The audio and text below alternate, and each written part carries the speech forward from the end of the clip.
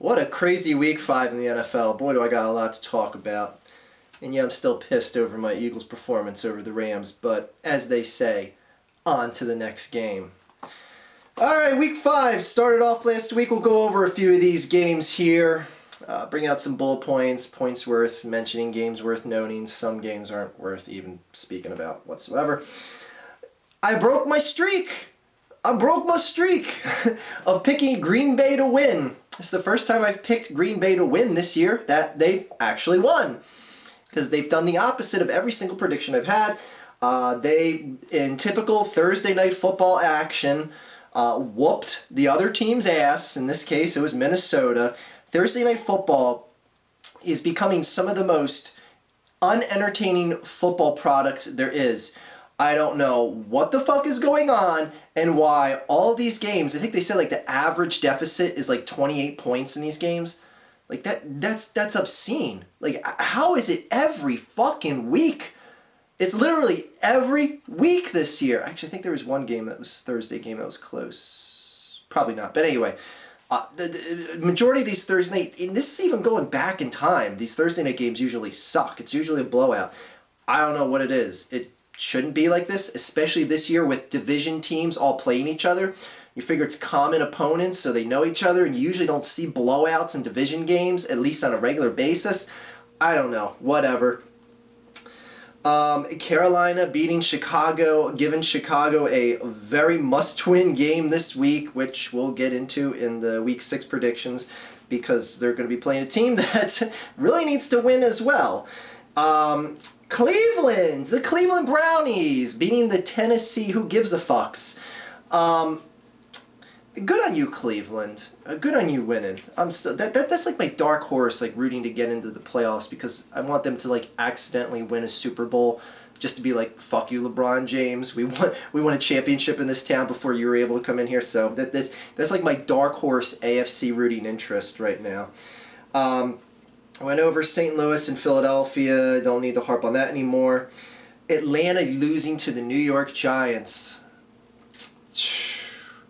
I gotta admit, this one shocked me, and fuck you, Atlanta, for giving Giants significant confidence and momentum going into this Sunday night's game against the Eagles. You fucks.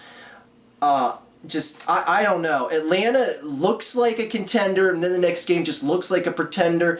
Kind of like with Green Bay. Green Bay's been kind of flippy-floppy this year too, though Green Bay now with back-to-back wins looks more like a contender than anything else, and the rest of the division looking like shit. It doesn't really matter how Green Bay plays as long as they win every other game. They're good as golden. Anyway, New Orleans barely beating the Tampa Bay Buccaneers. That can't be a good sign. You have to take them into overtime to beat them in New Orleans, nonetheless. Dallas winning against Houston. It's going to pain me to say this, but Dallas is playing the best football in the NFC East right now, and arguably in the NFC right now. That defense, for whatever rhyme or reason, is producing a bunch of no-names, a bunch of replacements, and they're doing their job. They're not letting games get out of control. The fact that they held this to a very low-scoring effort for Houston. And Dez Bryant making just a miracle catch in the end of that game. Dallas right now is pretty much the total package. And it both pisses me off, but it's, to call a spade, the team's playing good football.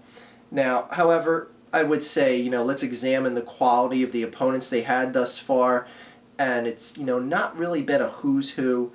It's kind of like, the Eagles are always in this boat as well, like, we'll beat someone that's really impressive. Like, it was nice you beat the Saints, but the Saints suck this year. And you took the Houston Texans into overtime. The Houston Texans were the worst team in football, record-wise. They were as bad as their record, but well, we'll see what they do this week, because they got to go into Seattle. But anyway, we'll get to that in the predictions video. But just it's just mind blowing. I can't believe how good Dallas is playing right now. It really is. like the biggest surprise of the NFL season right now, because I no way expect him to be this good. I did not expect Romo to bounce back from back surgery the way he did and put up solid numbers. He's still throwing some shit passes every now and then, so Choco Romo is still part of his persona right now. But my God, that team is in beast mode right now. Fuck. Detroit. Oh boy. Time to look for a new kicker in Detroit because Alex Henry missed not one, not two, but 3 field goals, including a game winner from I think it was like 55 yards, and then Buffalo comes down and kicks a 58-yarder to win the game, sending Alex Henry the fuck on packing out of the NFL. This is not only going to be Alex Henry's departure from an NFL team, this is going to be Alex Henry's departure from the NFL. Good fucking riddance. Good fucking riddance. You just were fucking a thorn in the side of the Eagles all last year. Now you fucked up in Detroit. Just don't come back. Don't come back. Good riddance. Anyway, Detroit losing. Buffalo, look out. They're contending for that AFC East, and they got a game this week to possibly prove that they can take it over. Oh, okay, we'll not get ahead of ourselves here. Anyway, Indianapolis won as expected. Jacksonville losing barely to Pittsburgh. This Pittsburgh team, I told you at the beginning of the season, is an old has-been team that is not going to play impressive football. I'm sorry, when you barely are able to beat the Jacksonville Jaguars in just really flimsy fashion. No real big outstanding playmakers. But anyway, Pittsburgh, that's an 8-8 at best team right there.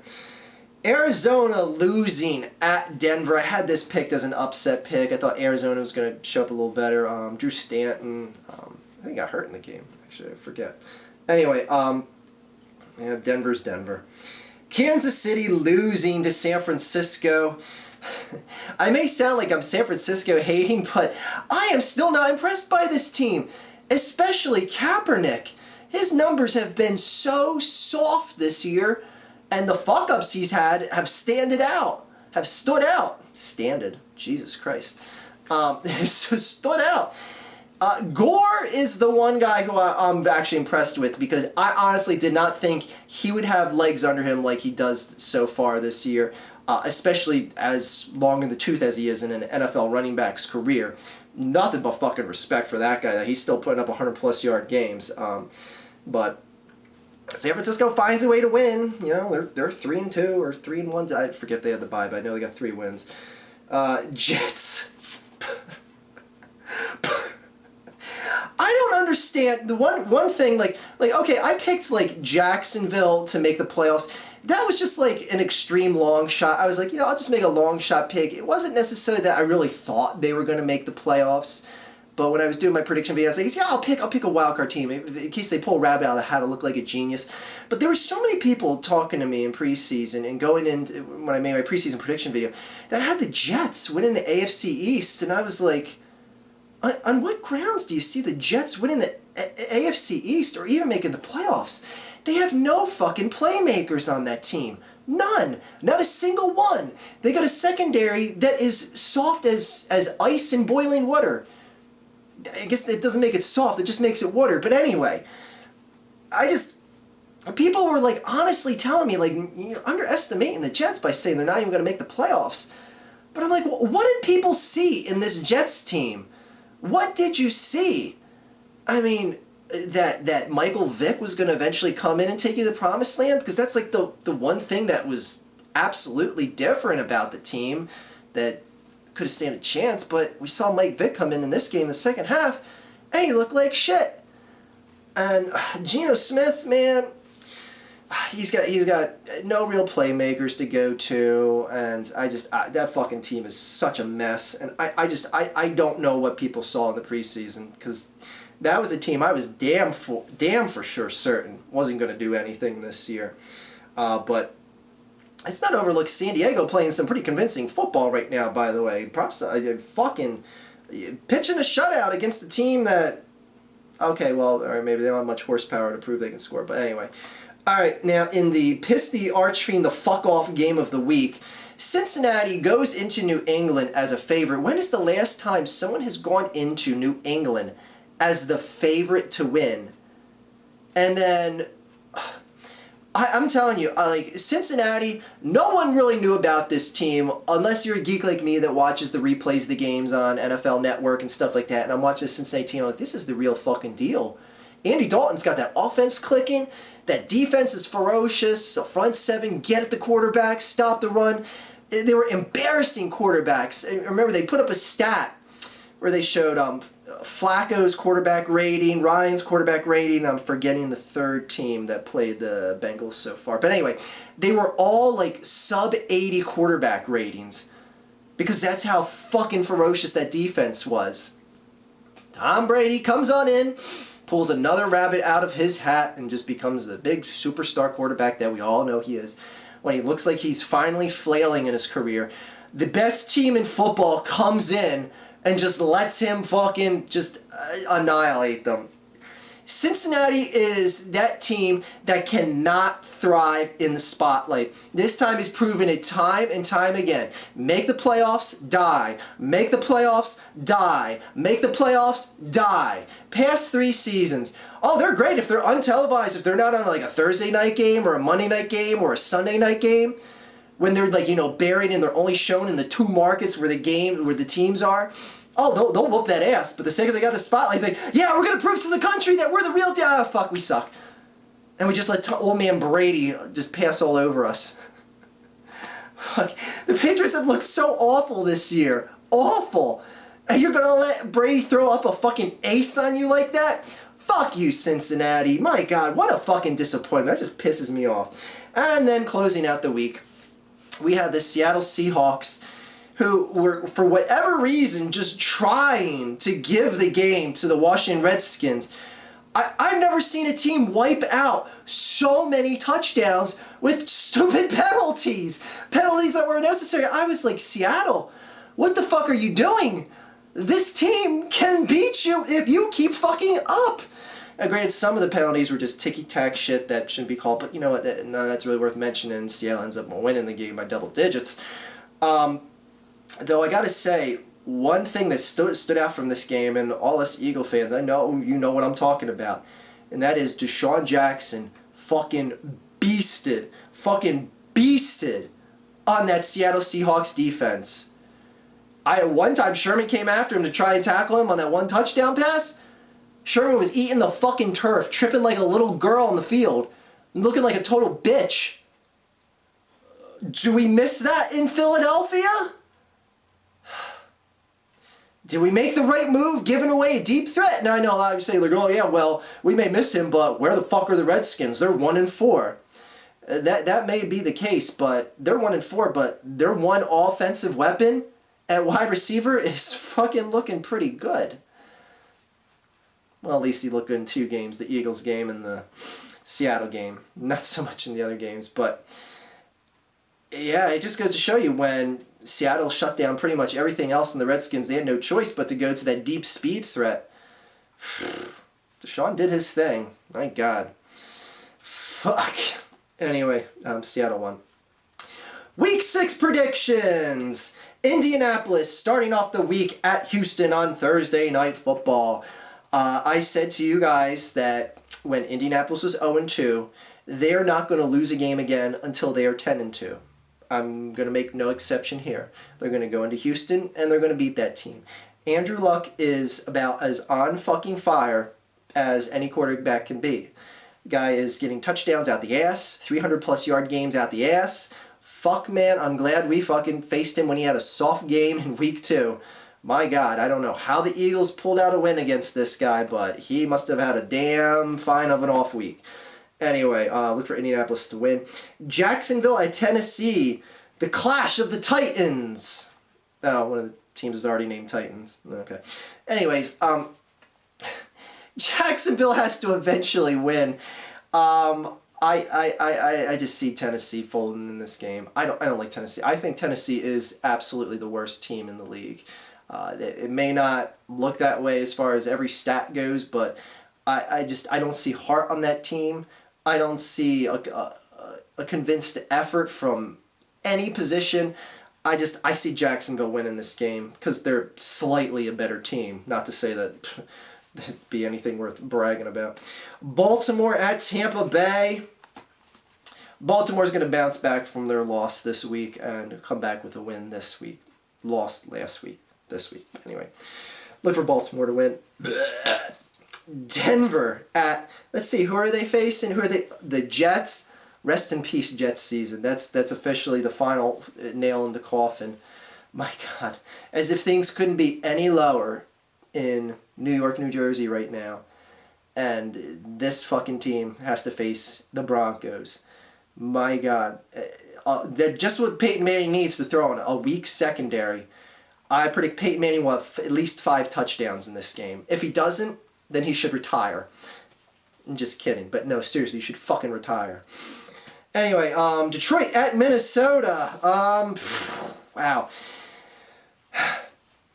I got Minnesota winning this game. I might be crazy to say that, but I just think Minnesota has been kicking enough and just, making enough noise, especially beating Atlanta a couple of weeks ago without Adrian Peterson. And this Detroit team is just flopping. They're just flopping around. They might luckily win a game and luckily find a way to win. They still got Stafford and Megatron, so it's not saying that it's really luck to win with those 2 pieces on offense. But to see a relatively weaker defensive team like Buffalo just shut everyone down, that's, sorry, I don't have confidence in Detroit right now, and I don't know who they signed as a kicker right now. I'm sure it's been announced, but I haven't been paying attention like it fucking matters. Anyway, look for Minnesota to win. I said in my prediction video, in my review that Buffalo has, a big game here coming out of that win in Detroit. And they got a home game against New England here in week 6. This is a game that could pretty much change the tide of the entire division, because right now New England is on top of the world. New England's like, we found our way.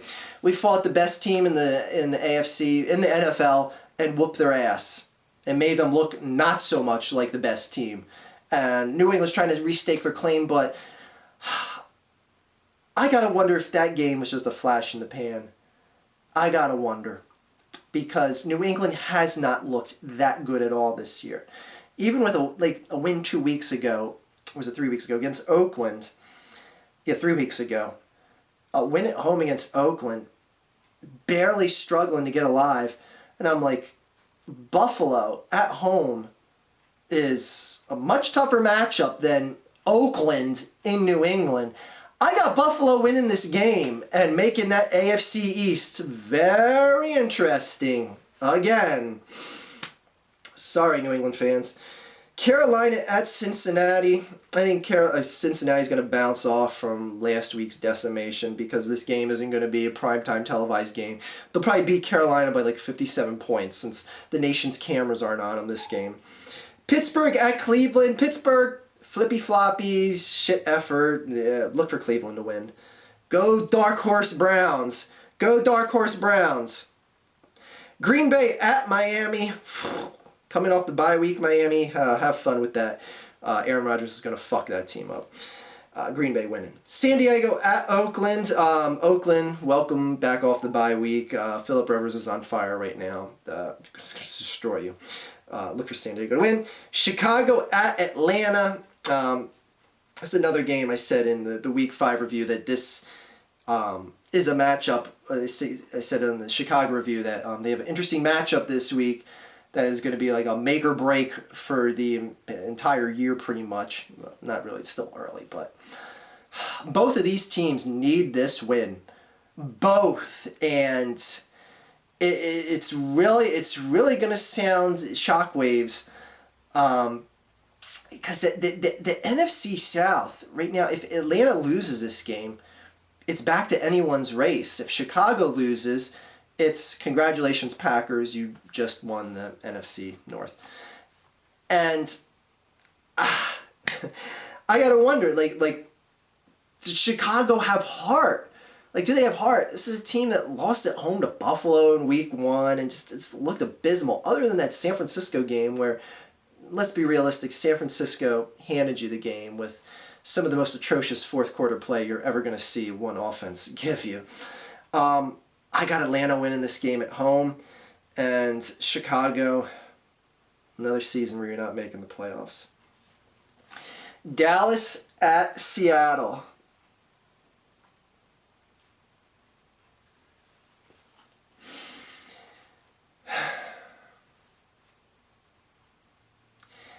It pains me to say this, but I honestly, with no shadow of a doubt, see the Dallas Cowboys winning this game. I know it's in Seattle. I'm aware of how good Seattle plays there. I just think what this Dallas team has right now, and I would love to tell you I think Seattle's going to blow the fucking doors off the Cowboys. I don't need to clarify that for a second, you know how much I hate that fucking team. But in all honesty, Dallas is just clicking right now. The play calling is good. The majority of the pass choices are good from Romo. And they've got the best running back in the league right now, which will hopefully get out of this game uninjured for the sake of Dallas this season, even though he's been known to get injured. I see this as that trap game on the Seattle Seahawks schedule. It's a not so familiar opponent. They're coming off a short week, having a Monday Night Football game. They have to fly all the way back across the country. You know, there's a number of variables working against the Seahawks right now. And I honestly see the Dallas Cowboys winning. Another reason why I see them winning is it'll put so much more pressure on the Philadelphia Eagles to win in that Sunday Night Football game. And I don't, because like in my mind of minds, it's like, okay, here we go. We're going to go into a Sunday Night Football game. We could have, a team like Dallas lose earlier in the night, so then even if the Eagles lose, they'll still be tied for first place. Worst case scenario. But you know what? We all know that it's not going to be like that. It's going to be Dallas winning. It's going to be like, fuck, now the Eagles have to win or else they won't be in first place. I just see it, but beside from that, I just see Dallas. They're arguably playing better football right now. Now, granted, Seattle's had tougher opponents that they played, especially beating Denver. I'm not going to say that Dallas has beat anyone the equivalent of beating Denver, but there's no denying what Dallas is doing is good right now. And this will be the true test. I mean, it's kind of like Dallas has nothing to lose because like no one's expecting us to win this game. No, when they saw the schedules come out, now that they're playing some convincing football, you might think that, but I got Dallas winning. Washington at Arizona. Look for Arizona to win. New York Giants at Philadelphia on Sunday Football. I'll do that review a little later on this weekend. And closing out the week, 49ers at St. Louis. I got the Rams winning. Mainly because I don't think Kaepernick's looked good at all this year. St. Louis, all right, they suck against the run, and I see the Rams not being able to shut down Gore. But St. Louis has always been that team that has figured the 49ers out. Even when the 49ers went to the Super Bowl a few years ago, they were that one team all year that had them figured out. They dealt a loss and a tie to them. They were the only ones that, they couldn't get beat. The 49ers couldn't beat them. They always just figure out a way to play this team tough. And it's going to be at St. Louis. It's going to be a primetime game. Everyone's watching, all that shit, blah, blah, blah. Look for the Rams to win this game. Again, just because they always play the 49ers tough, it's going to be a coin flip game either way, even if the 49ers do win. And since it's not Thursday Night Football, there's no chance of a blowout either way. Anyway, that concludes our Week 5 review, our Week 6 look-ahead picks, predictions, whatever you want to call it. And, as always, fuck the Dallas Cowboys.